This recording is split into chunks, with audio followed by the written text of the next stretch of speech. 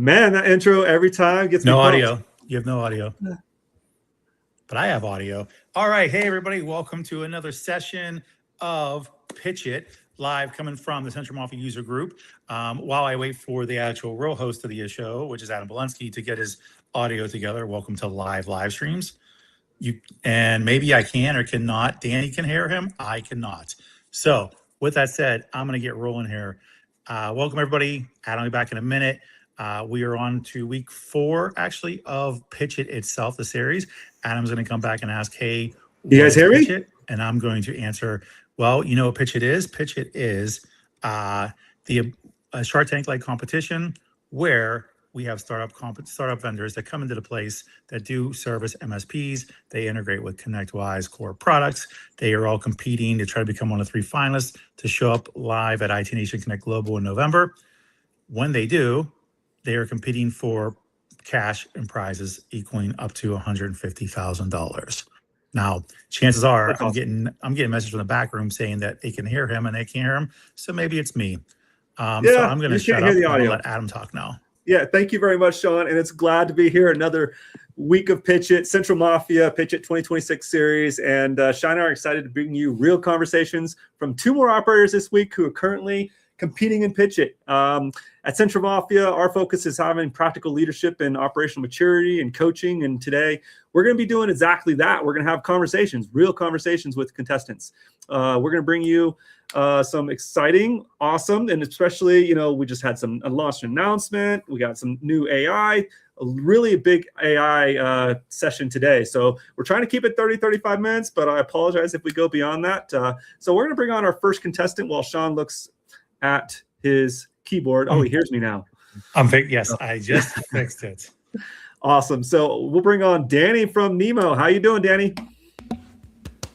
Hey, everyone. I'm excited to be here today. Thank you very much. Awesome. So, so give us a little background. What is Nimo? Give us a little bit of story about yourself, Danny. Fantastic. And first of all, I would like to let everyone know that every contestant, everyone that comes on board, we're all doing this in order to make sure that we're giving MSPs exactly what they need in order to run their business more efficiently, more profitably, and better.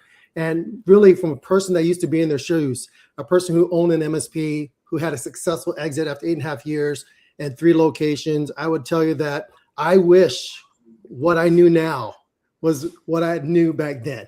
I would have so much more multiples. I probably wouldn't even be here today. I would be retired. That is how amazing programs like this is today. So most MSPs invest heavily in getting the right tech stack. Most MSPs invest heavily in hiring the right people to support their goals in order to give clients exactly what they need, a peace of mind. But they struggle to measure what employees really need. How can employees really help you? And every MSP I speak to, they say the same thing. I got it up here. I just can't get it down there.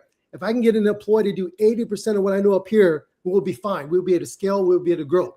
Nimo is that AI role play that actually skills that gap by using AI-powered simulations that allow your sales team, your technicians, and your customer-facing staff to practice real-world situation with your ideal client, the client that you work with every day. We build that simulation that you get to practice every single day, and you don't have to worry about anything else but that, because the system will continue to evolve, get better, and coach you with great analytics. This is going to give the MSP the ability to gain insights on what's lacking in the gap of their skills. It'll help improve themselves with better coaching. It'll accelerate the employee development, keep your employees happy, and then give you what you need, which is making sure your employees can get that value back to you within 90 days, not 12 to 15 months. where you want to fire them. So what we did was just took Nimo, built it out for you so you can practice anywhere, anytime, 24 hours a day. And that allows your employees to continue to get better. And that's why we built Nimo, to help the MSP not to juggle everything, not to close all the sales on their own, but to let the team assist, bring the value back to the customer. Nice. Well done. So what really drove you personally to build this? Great question. One of the great things I would have to tell you when I left owning an MSP was that I went to work for a couple of organizations. I ran global distribution. And one organization, I had a $100 million quota, ran global distribution, 65 direct reports. Another organization is Microsoft's largest cloud distributor out of Canada. I built their whole North American practice, and they're still rocking and rolling to this day. But the same question kept coming up over and over again. I need assistance to scale my company. I need someone who understood what it means to be an MSP, the struggles we go through as an MSP, and how to grow it profitably with the low margin and all the stuff that's happening. And so I started this company that I had called App Meetup in order to train and help people to grow. And I got to a point where I couldn't do anymore. I was the bottleneck and I had to get out of my own way. And so I started looking at chatbots. Hey, can I take the IP in my head and put it into a chatbot? Can I use a chatbot as a coach to help MSPs? And one thing led to another where I realized I need something a little bit more than a chatbot. I need someone more intelligent than I am. So I went and found another individual. We got Nimo going, and this Nimo allows you to have a real live conversation with your ideal client. You get to set it up. This is my client. This is some websites our client look like. Here's what the client thinks about. Here's how we work with clients like this. And then it says, are you ready to get started? Boom. And then you go ahead and practice real live role play. And after going through trials and errors, I felt like we found the right sweet spot with the right price point to help MSPs. And it's because of PitchIT right now that we get the opportunity to build it into the marketplace. So this has been a what I call a game changer, one step above the other. So, okay. Because I was in sales for so long, I think this is the most applicable piece to this, right? Because you constantly are role playing. Yeah. Now, the main question would be this to me, though, is salespeople shouldn't be the only ones role playing and preparing a script. So I'm asking this because those watching say, well, that's where it goes. Is this where your platform goes is only for the sales group, or is this something that's applicable to what users? Great question, Sean. This is for all users in your organization. We started with two things when we built this out. One was mindset, and the second was soft-based communication skills. And when we realized what separates a great tech from another tech, well, they're level 3 versus level 1. No. What really separates a great tech? It's ability to provide empathy to the client, to let the client feel heard, but at the same time, utilize his or her experience in order to solve the problem in the least painful manner as possible. And so we're able to do that. And what's the second thing you can do is that you give them the ability to articulate it. And so when we built Nimo, it wasn't for the sales team. The reason why we started off with sales is because sales give you the quickest ROI back, which gives the justification for the company to say, I want to invest in this tool.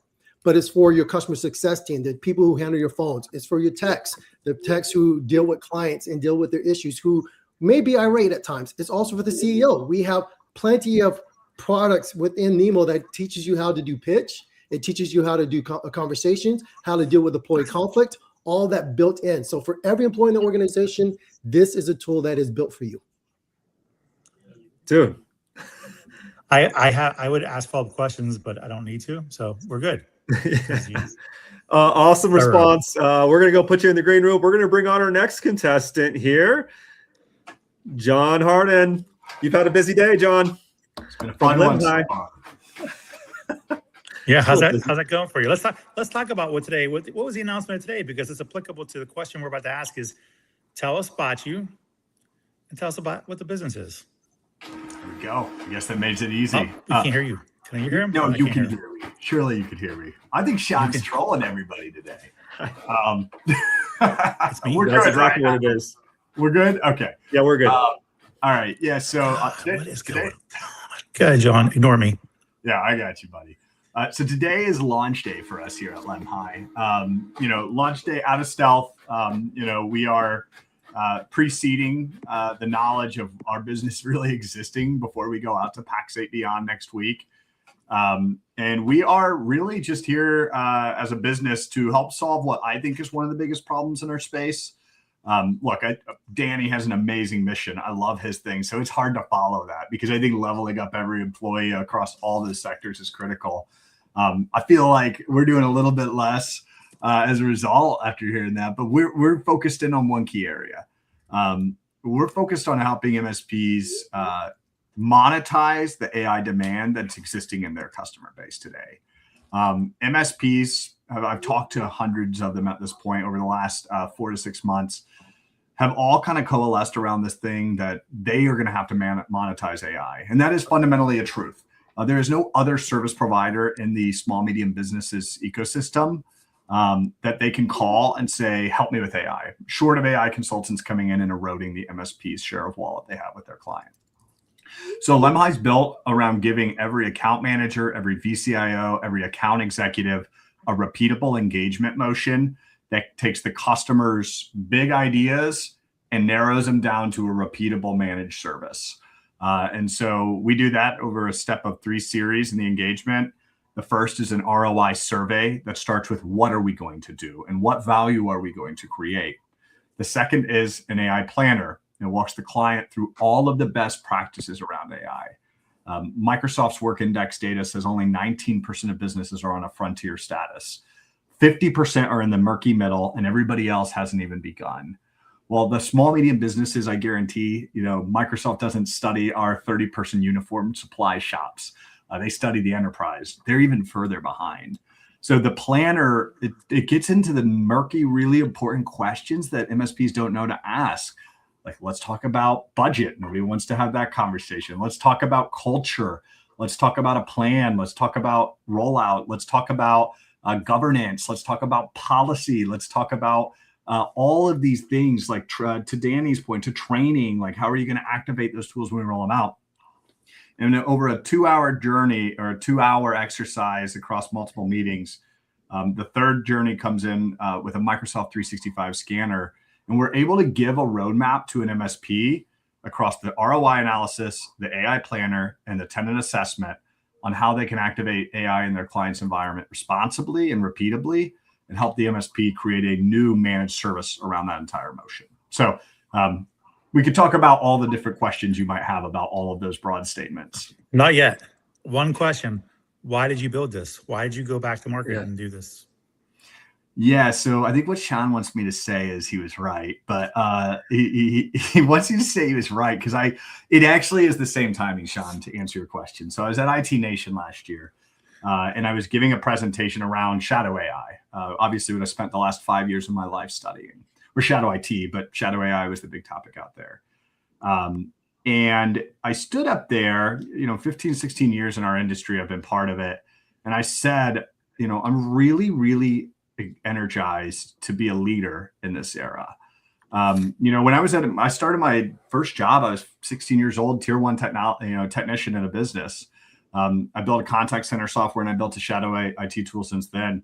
But never once have I been afforded the opportunity to be in a leadership and a ability to start a brand new company while the industry's shifting the way it does, and it has.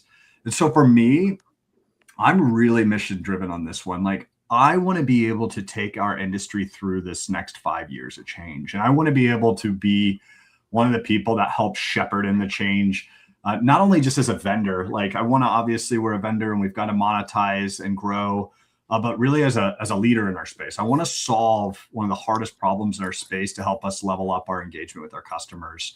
I really believe and get scared for some of the small, medium businesses who aren't adopting AI. Our mission here is no SMB gets left behind when it comes to AI. And I think the best people to deliver it are MSPs. And so, Sean, you asked why. It's because I stood up there at IT Nation and I had this aha moment live on stage that I get to lead a brand new era and a brand new problem. That's one of the biggest problems in our space. And that's why I only took 3 months off, because I was just too excited. Because how many times in your life do you get to build something at the beginning of all the change and actually get to drive transformation in the industry you've been part of for a decade and a half? I mean, most of us get the opportunity and affordance to build something inside our silo, but we don't get to change the entire industry. That's what I want to do. I want to help drive this change across our entire industry and all the customers we support. Man, both of you guys are kicking ass. So I'm gonna bring back on Danny. You guys both have been, I think all of us have been in this space for a long time, 20 plus years. Like this is like the legends of legends here. It's a startup legends room. I like it. It is, right? This is pretty cool. And so, I mean, my next question might not apply, but I'm thinking like, what is inside PitchIT? We're now a month into this thing, actually probably 3 weeks of actual coaching inside the accelerator. I'm just curious, has there been any shifts, like aha moments so far inside the program for you guys? Danny, I'll shift to you first. Yeah, I think we had a couple of sessions where we were reminded to go back and really think hard about the ICP, really think hard about the MSP and really fine tune the messaging. And that's one of the things we're doing on our website to really make sure that when an MSP goes and visits the website, they're saying, yeah, that's me. Tell me more. And so I really wanted to take the next couple of weeks and really fine tune that message. And I really appreciate that because you got to be making sure that you put everything you can to help the MSP feel secure and confident. They can go anywhere. There's thousands of things that bombard them every single day, and we can't be one of those that confuses them. And so I really felt that was a good calling for me to go back and just really fine tune the messaging. So I'm hoping over the next couple of weeks, MSP will go visit the site and they'll feel really comfortable, but that this is exactly what they need in order to help them to grow profitably. Nice. John, what about you? How anything shift for you? Light bulbs kick off during your first few weeks? Why can't I have gone first? That was actually our biggest aha, like one of the biggest things that pushed us. I'm not saying it just because Danny said it, but Danny's right. Like the ICP mapping, even if you've done a business a time or two, like you get in this motion where you just kind of forget some of the fundamentals and you just get like prioritize different things. That's what I love about PitchIT is it forces prioritization in a structured way. And it forces you to have that conversation maybe earlier than you wanted to. But that was the first conversation in our room. When the ICP meeting kicked off and my marketing person that was running and then part of that meeting brought it to light in our next one-on-one where it's like, hey, like we really got to nail down this messaging and really nail down our ICP. Like, he's got to keep me grounded in reality. I want to serve everybody. I want to serve the entire world if I get the opportunity to. But the exercise we, went through PitchIT helped us really refine, like, maybe one day we'll serve everybody in this industry, but who are we starting with and who are we actually going to help? Yeah. And so that ICP exercise trickled into not only the website, but the launch messaging. As we talked to other people in PR, it trickled into that messaging. Into our messaging as we come back out of Beyond, like the drip messaging that happens. Like it was so freaking timely. So I had to follow Danny and I said the exact same answer, but I thought I'd bring the spin to it. No, I appreciate that. So and this would probably be a good lesson for everybody is like when you're talking about that, and I'm gonna dig on both of you a little bit because I think you guys have been entrepreneurs not once but twice and even 3 times in a way, right? We always get caught up. We get those headlights, or you get you're literally in that tunnel vision, right? So you need somebody to keep you honest. But when you went through the whole practice of it, how did you start to determine like what's my ICP? Where do you start? And John, where did you start thinking about this? Because you want to service everybody. Just got to focus on where you're going to go. So what were some of the things or practices or whatever internally you did to say, okay, this is where we're going? Yeah. So one of the practices we did, I mean, we're a very AI forward company. So I'll just share some tactics we did there. We've recorded every interview we ever had. We're recording all of our design partnerships and we record all of our sales meetings. And so we actually had a deep research come back with some findings and identify the people and the conversations that resonated the most based off of all that recorded history. And we actually used that to help do some initial ICP mapping to say, hey, this is what you think. You are talking to these kind of businesses, but these are the ones that are actually resonating. An ICP should be mapped based off of existing customers, obviously, as well. But it's hard to like prospect mine in your head, all the conversations you've had. So we used, deep research and AI to actually take in that data and digest it for us to really map down ICP. And we asked like, if we only got to serve like a very tight subsegment, maybe 1 to 5% of the industry, what it might look like. And it gave us a few different areas we could look at knowing our vision. And we kind of chose one of those core ICPs and then redrafted messaging around it. So, ICP mapping is a little bit more than just using AI, but like that was a good starting point for us. As you gave us the exercise, Sean, and forced us to do it, we just leaned into where we could use AI to help us. And that was one cool little way that we ended up doing it. So Danny, if you don't have the AI thing going for you, what did you do? Well, first of all, I would tell you that I went by my past experience as being an MSP first and asked myself what is important to me. And when we look at MSPs, it's not just one size is the same for all. And I would tell you that MSPs vary. There's different characteristics, different personalities. If they're a one-person shop, 10 employees, 5 million ARR, 10 million or more ARR. So we had to actually look at that hard. And in the last 6 years of doing training, scaling, and RevOps is what we've been focused on, RevOps scaling. We looked at that and we did the 80-20 rule, right? 80% of our revenue came from 20% of MSPs with this specific profile. And then we applied that to the workshop and the discussions and really had to sit down and think twice, like, okay, should we really go all in with this? Does this make sense? What will it look like? What do they really need? And it really helped me to question myself more, whether or not this made sense, because I think the goal is wanting to help everybody. And the goal is being a small player once, where it was just a single person shop, growing it to 3 offices spread through the United States and selling it. I have pain for and love for all partners on all sizes, because I know what it was like to be one person. I know what it's like to grow and scale to multiples and be able to sell it and make good money off of it. And I want to serve everybody, but really having to sit down and say, no, you got to stay focused on the 80-20. And it was hard. It was really, really difficult. And I'm hoping that after the competition is over, after the launch, that we are able to go back and make sure that the other partners that are kind of left behind are able to be caught up. So I would tell you that it was a tough realization doing that, because I didn't want to say no. But I do know if you want success with MSPs, you have to be willing to go where the strongest possible chance of success is there first. And then you go back and pick up your fallen brother and sisters. So that was a tough realization for me. Nice. So question for you. So I want to speak to the MSP owners potentially watching this, and just walk us through kind of like an example of how your company maybe changes how a typical operates, or what effect does it have, or how do they use your tool effectively in their business? John, let's go with you. Yeah, for sure. The MSP owners feel this pain that we're talking to. A lot of them feel this pain, at least.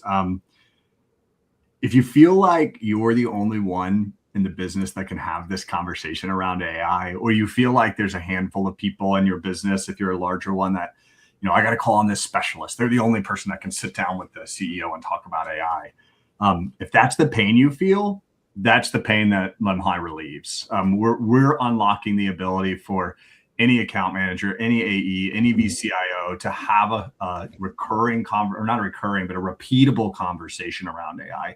To get them, Danny, I think he used the word Pareto principle or the 80-20 rule, to get them to the 80% mark before they got to call on that CEO and close that deal. And so that's the current pain we're solving for is, if you feel like you're the one that has to get called in the door, or you feel like you're in paralysis, you feel like you don't know where to go around AI and you don't know what to do for your customers, or you feel this emotion that we've tried a lot of things and nothing has really stuck, or you feel this overwhelming like sense of dread that like I haven't sold anything around AI and everybody else around me has. Like, if any of those emotions resonate with you, Lemhi might be able to help. Awesome. Danny, what about you? What do you, speaking of the MSP owners, how does that affect their business and operations? And Well, the first thing I would tell you, it's easy to get started. Just open your mouth and talk. So one of the great things that we enable with our simulator for the very first time is talk to it. I'm an MSP. This is my website. This is who I am. This is the characteristics of my business. Here's what my client looks like. This is the industry they play in. And that's how we get started. We just get started. Give us the typical basics and frameworks that you need. And we try to make it very easy for the MSP to get started. We don't make it overly difficult. Load up 10,000 templates, load up all these tools. Let us listen to the last 20 conversations you had, all that stuff. That's something John will do, right? To really help you generate profit off of AI. But what we try to do is just make it simple for the MSP owner. We want to make sure that their onboarding is done the right way. And the reason why this is important, because MSPs say, look, I brought this person on board. It's been 3 months. They haven't done anything. And we hear the frustration. Okay, why don't we make onboarding easy? Well, I don't have time. I got to go run over here. I got to drive over here. Okay, why don't we make hiring and screening candidates easy? What do you mean? We'll let the AI role play screen, talk to all the potential people on that you might want to hire. We'll screen their background. We'll have them do a mock-up interview. We'll grade them. We score them. And those that get a certain score, those are the ones you get to talk to. Other than that, you don't have to worry about it. We'll let AI be the gatekeeper for everything you do.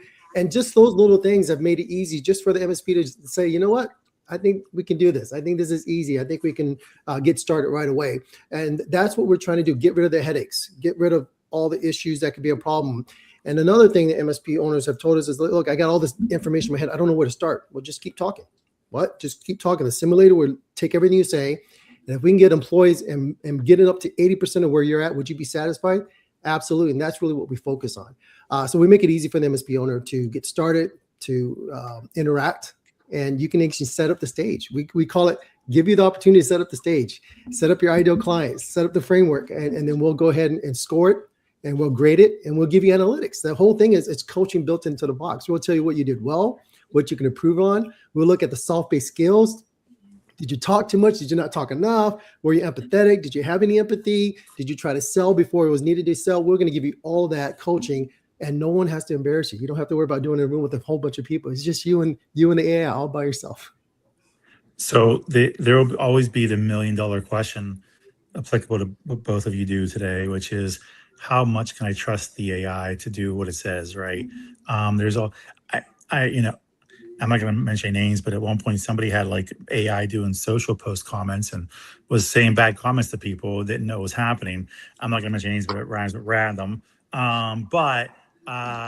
No, so there is that stigma still, right? That this exists, right? So, John, how are you making sure when you guys are helping them do stuff that AI isn't going to cause conflict, or what should they expect to be their part of the responsibility to make sure whatever you guys involve yourself in with AI is going to be okay and safe for them? Yeah.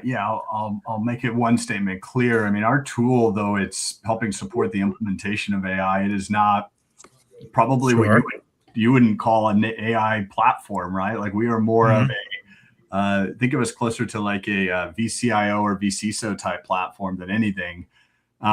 With that said, we do help MSPs monetize AI, which means they ultimately have to deliver value around AI. And so training and enablement is a part of that journey that we're helping provide software and actual training documents and blueprints they can run downstream with their clients. And you brought up like hallucinations is a real thing, and like misinformation is a real thing. There's also a massive public nosedive kind of on AI right now, like of like public appeal to AI. And I think a lot of it boils down to some of the fundamentals we help craft into an AI planner. Like, the reason that people are feeling that way is they feel their jobs are going to be automated, or they fear that the organization is taking on AI to disrupt the way that they do, or take over their job, or change their job, or transform what they do. Our planner actually builds a coaching set to the C-suite.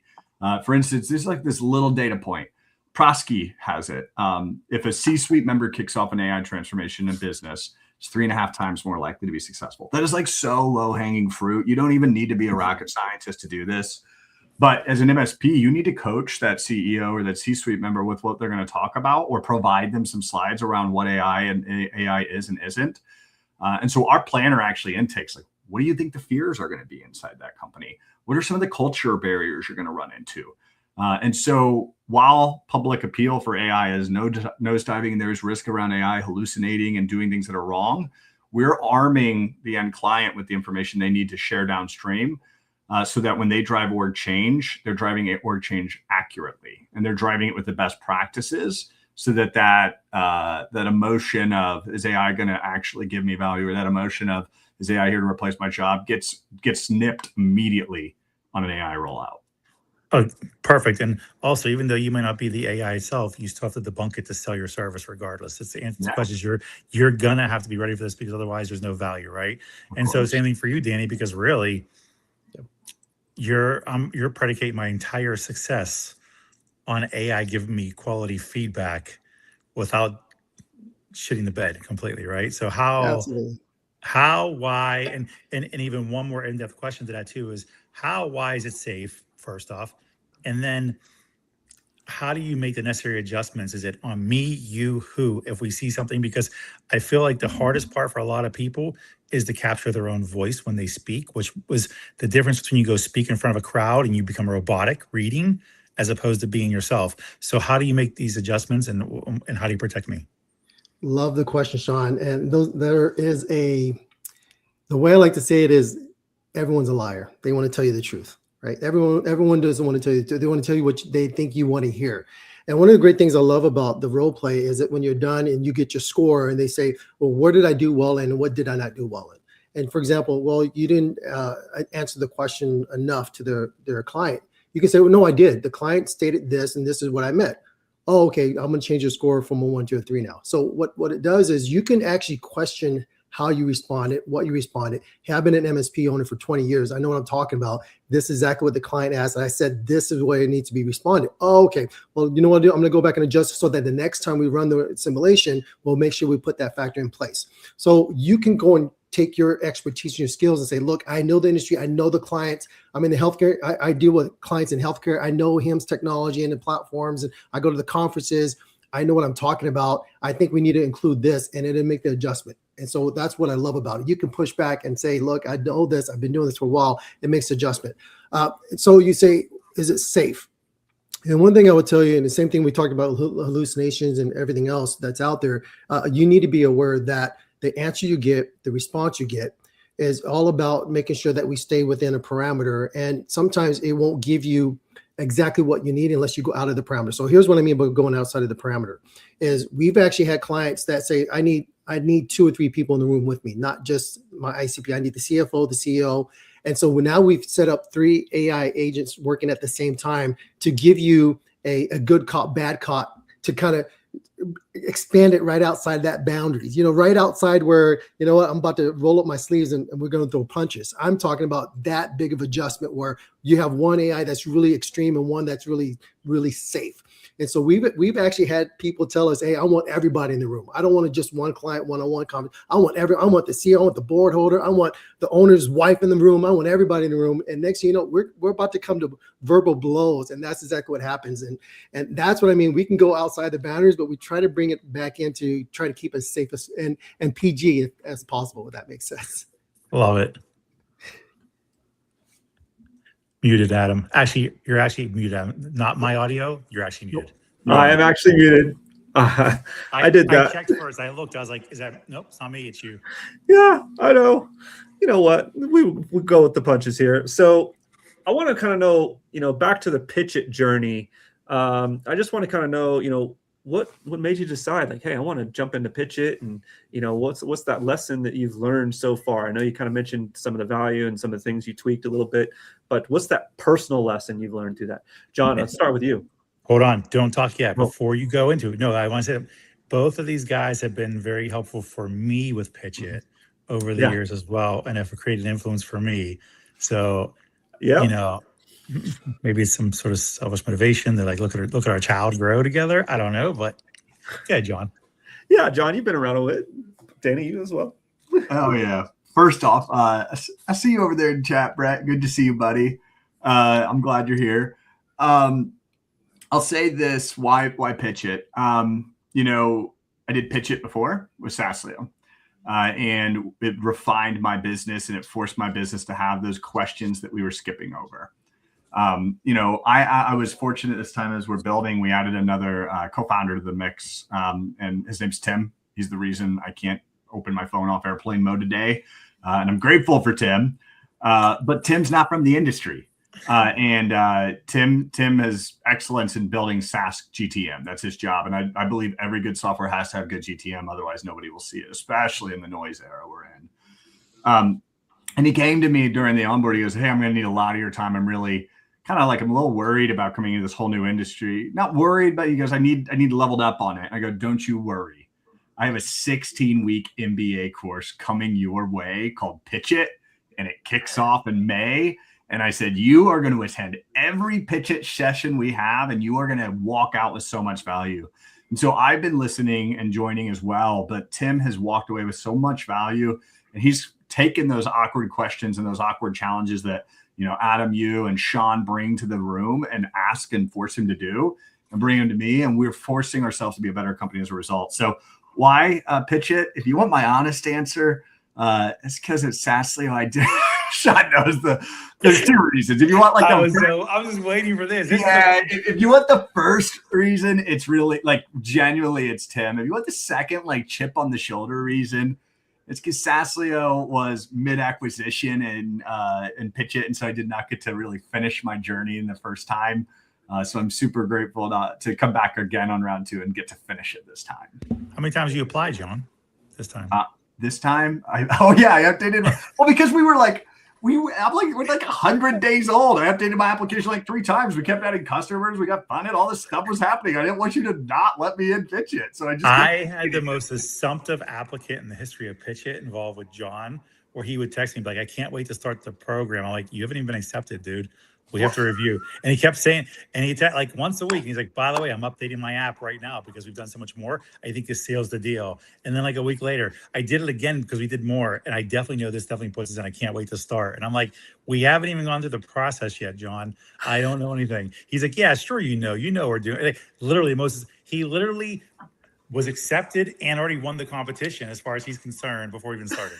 So, no, but wait, can I tell you why? Because it was important to my business, genuinely, like deeply important. Like I say that, like, Tim is not from this industry. Like this is critical to the success of our organization, is leveling up Tim and leveling up our organization. And so having Tim be in this program, the reason I guess I was presumptive is because I see it as essential for our ability to grow in this industry. And so maybe I was presumptive and maybe I applied a lot of times, but it's because I really want to be part of it. Well, it wasn't maybe you apply a lot of times. You did apply a lot of times, not maybe. That wasn't a guess. A lot changes every week over here at Lemhi. I can't wait for the update. We're going to apply again. We're going to apply again here this week, Sean. Don't worry. I have another application to put in for you. That's a good story. Good story. Danny, what about you? What's kind of the personal lesson you've learned so far on the PitchIT journey?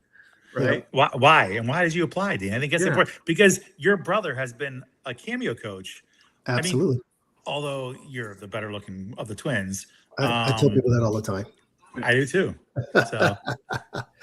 Yeah, actually, great question, Adam. For me, over the years and having the privilege to work with Sean and the rest of the PitchIT team, doing podcasting, really elevating the voice of the partners, taking their story, taking it to our community of MSPs and people that we work with every day. I just saw the passion in these business owners. I saw the passion of wanting to give back to the MSPs and really helping MSPs to grow. That really, it just drew on my heart. And every year we've always built things to add to our coaching and training programs. We built an AI LMS. We built an AI coach built into our LMS where you can take any course and ask any question. The coach will walk you step by step through the program to make sure you understand the material that you're studying. We built a RevOps tech stack where any MSP owner can go and look at, okay, what tools do I need to have in my back end to automate my revenue, automate my go-to-market strategy. We built an AI playbook to help teach MSPs how to generate a playbook leveraging AI and their case studies and built it all together. And we've never monetize it on it. We just gave it away. And Sean kept pushing back, man, you got all these great ideas. You want to give back to MSP community. What way can you do that better than this? This is how you can get in front of everybody. And I sat back and I'm like, whoa, wait a minute. That's a fantastic idea. And we had so many great opportunities over the years, but I just love hearing the stories of these business owners, the partners. And this is the first year I felt like, man, I got to do it. Sean kept pushing me every year. And this is the year I'm going to do it. I'm going to take one product that we've given away, and then we're going to monetize it. We're going to put it on, and we're going to actually see how it can scale MSP's businesses quickly. And this has been exciting so far. I mean, even being in the program with the rest of the PitchIT competitors has been fantastic, hearing their story, seeing what they've gone through. Even John applying multiple times. This is something that people have realized. My business success is being in this program. The ability to get the eyes on what we're building, the ability to get the integration, the ability to go and speak on podcasts like this. This is crucial to the success of my company. And why wouldn't I want to be a part of it? So this is why I'm a part of it. It's just been so exciting. It's been great. Sean actually pushed me, said, dude, you've been having ideas. You need to get it on. What are you doing? You need to monetize. And that's To be what I clear, too, wait, what makes it worse is he would tell me about the idea right before he would record the podcast to interview me about launching PitchIT every year. That's the best part about it. Mhm. We would be making the announcement. It'd be me, him, and his brother on their podcast. And before we would go get ready to start recording, we would be talking. He'd be like, yeah, this. I'm like, well, what are you doing? And he'd tell me like, okay, now let's record and help you with your PitchIT program. I'm like, okay, Danny, sure. Every year. It was an amazing experience for me to hear everything he was doing without monetizing and not joining the program. Can I just say one thing real quick, Danny? It feels good to be in the crowd of people that were bullied by Sean, because like I feel like we need to set up a support group of like, were you bullied by Sean between 2020 and 2026 to join the PitchIT program? You're maybe entitled to compensation. Like, I feel like there is a suit coming here. It's called tough love, John. It's called tough love. It is love. Sometimes you it is need real love. I feel it. Valid point, John. So let's. That's a good. So we were way over on time. I bullied Adam too. I think I bullied Adam too at one point. So yeah, you bully me. I'm the Mr. Clock man next to the judges. I hate squandered talent and ideas. I hate it. It's the worst thing that anybody can do. How many people you met that have been so brilliant and has done really good stuff, but never could get to that next level because they never realized it's worth something to somebody else too. Yeah. You know, so yeah, I'm gonna bully the shit out of all of you. Keep bullying, Sean. Hey, don't worry, John. You're a dad now. You're gonna see. You got little ones. Wait till they're older. You're gonna be doing like, get out there, rub some dirt on it. You'll figure it out. You're gonna be the best there is. Yeah, exactly. So one last question before we wrap. So from a leadership and operation standpoint, what is the biggest mindset shift, or even a practical thing you can do, for MSP owners or leaders to be able to leverage tools like yours? John? I'm going to echo something Danny said. I think it's really relevant to both our platforms. You can't build muscle if you don't get reps. And right now, I'm going to challenge. I don't care if you use any of the tools out there. You got to start getting the reps in these conversations. Like, we're all the blind leading the blind when it comes to AI. And my advice is going to be centric to what I talk about, of course. But we're all just a step ahead of our customers. I started this AI journey 18 months ago. That's the only leg up I have on everybody else. And if you start now, you're going to have a leg up on everybody that starts tomorrow. And so, we can use lots of analogies here, but the reality is, my challenge to everybody out there who says they can't figure out monetize AI or they can't do it, just start. You're going to be a heck of a lot further in 3 months than you are if you just stand still. So get out of paralysis and go. Yeah, I love that. Absolutely. I would have to agree with you on that. And thank you for saying that. My number one thing I tell people is mindset. When you think about when you first got into IT, when you first decided that, you know what, I'm going to take this computer apart. I'm going to figure out what's going on. It took practice. Now you can do it basically blindfolded. And I got to the point where I was doing installs, and we were a big networking shop. And I got my hand slapped. You're no longer allowed to do installs. Like, what? You got 10 techs. You're no longer allowed to do installs anymore. You need to focus on strategy, and getting my hand slapped. And I would tell people today, the mindset to learn, it's okay to fail, practice, develop competency. Once you develop the competency, now you apply. If you can put all that together, you're going to have an opportunity to be successful no matter what, because you're going to be always open to ideas. You're going to leverage groups like this. You're going to leverage your peer groups. You're going to leverage these opportunities to have conversations. And you're going to tell yourself, you know what, I think I can raise myself a little bit higher. Let me go ahead and try this. Let me go ahead and practice and then apply it. And when you do all that together, that competency comes, the confidence comes, all because that mindset said, let me try. And I think if you have that mindset, your business will have the opportunity to continue to grow. And then after about 5 or 6 years of Sean beating you up, you finally apply to the PitchIT program.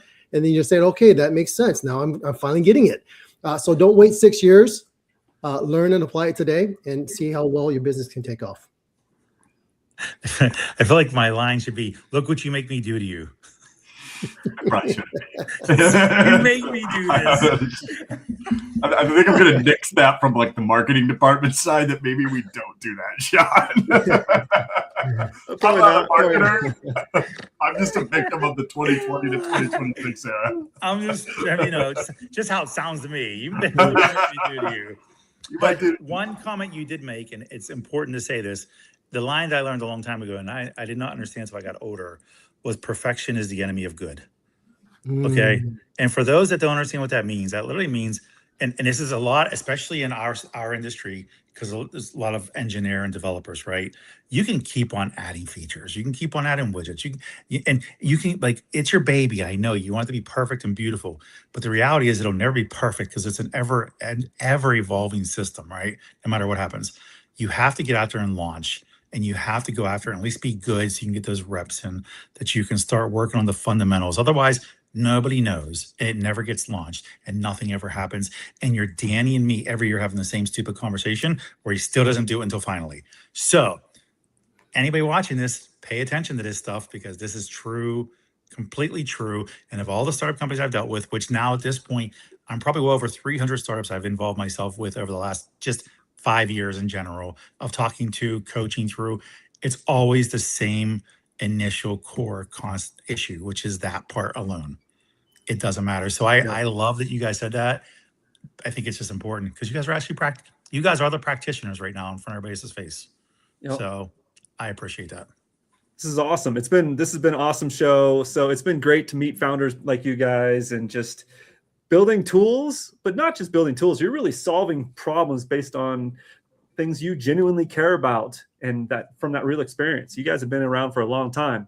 And I just want to kind of conclude with, this is about Central Mafia, and we believe a strong community and strong MSPs are built based on strong leadership and disciplined operations. And what I heard today from both you guys, Danny and John, is, you guys help build those disciplined solutions, executing with purpose, and it's really, really awesome. So you guys are going to go far, especially in this competition. This growth just doesn't come from, just adding more tools. It's having that discipline, getting those reps in, and it's just huge thanks to you guys for jumping on here. I know we're quite a bit of time over. I knew this was going to happen.